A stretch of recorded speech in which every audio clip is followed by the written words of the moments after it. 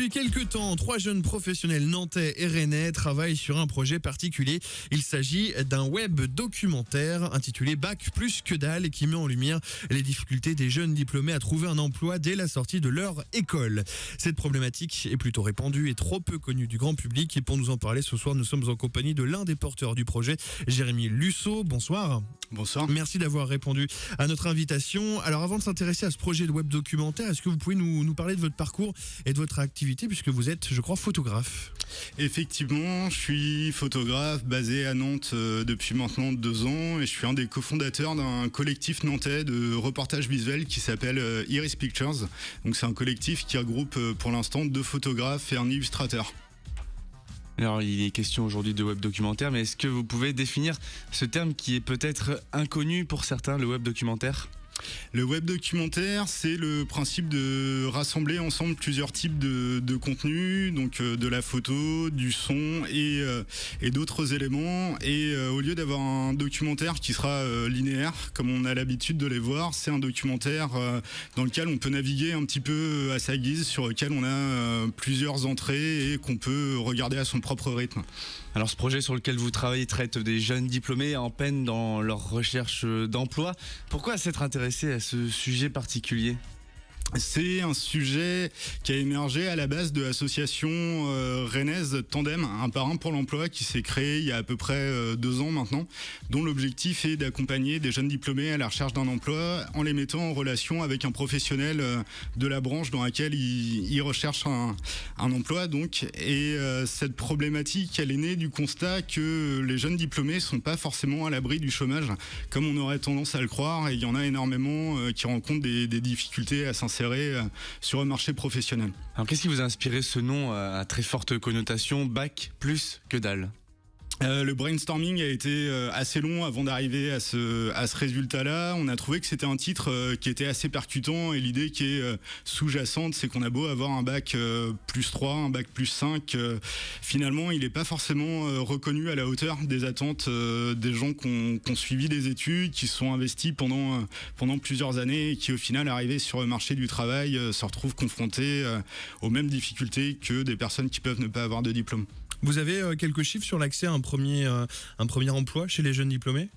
D'après une étude qui a été publiée par l'APEC en 2014, un an après l'obtention du diplôme, il y a plus de 50% des jeunes diplômés qui sont toujours à la recherche d'un emploi et ceux qui ont réussi à en avoir un sont souvent dans des emplois qui sont précaires, des CDD de courte durée, ça peut être des services civiques également, ce genre de dispositif. Alors, quelle est la raison, selon vous, d'une telle débâcle ? Les raisons, elles sont nombreuses. C'est compliqué de mettre vraiment un doigt sur une raison en particulier. Je pense que le contexte actuel est de fait compliqué. Il y a aussi beaucoup de gens qui sont prêts du coup à mettre un petit peu de côté les études qu'ils ont fait pour accepter des petits boulots précaires, comme je le disais tout à l'heure. Car de fait, il y a un décalage entre la formation aujourd'hui et le marché du travail et beaucoup de personnes qui se retrouvent en concurrence et dans des situations compliquées après avoir obtenu un diplôme. Alors pour revenir au web documentaire, il y aura notamment des portraits de ces jeunes. Comment est-ce que vous les avez justement trouvés ? Vous avez lancé un appel, quelque chose ? Alors il y a 5 personnes qui seront suivies sur ce projet. Donc toutes les 5 sont passées par l'association Tandem. Donc on suivi des parrainages de plus ou moins longue durée. Certains sont encore en parrainage, d'autres ont terminé. Vous les suivez peut-être pas au quotidien, mais assez régulièrement quand même ? Exactement, l'idée c'est de pouvoir un peu documenter leur recherche d'emploi et de manière assez large, c'est-à-dire dans leur candidature, dans leur relation aussi avec les institutions, avec certaines structures qui les accompagnent, le Pôle emploi pour ne citer que lui, mais d'avoir aussi une vision un peu plus globale de tout ce que peut engendrer la recherche d'emploi sur leur situation au jour le jour, sur leur accès au logement, à la santé, sur leur relation avec les autres. Alors en suivant le quotidien de ces personnes, de ces jeunes, qu'est-ce que vous voulez mettre en lumière principalement ?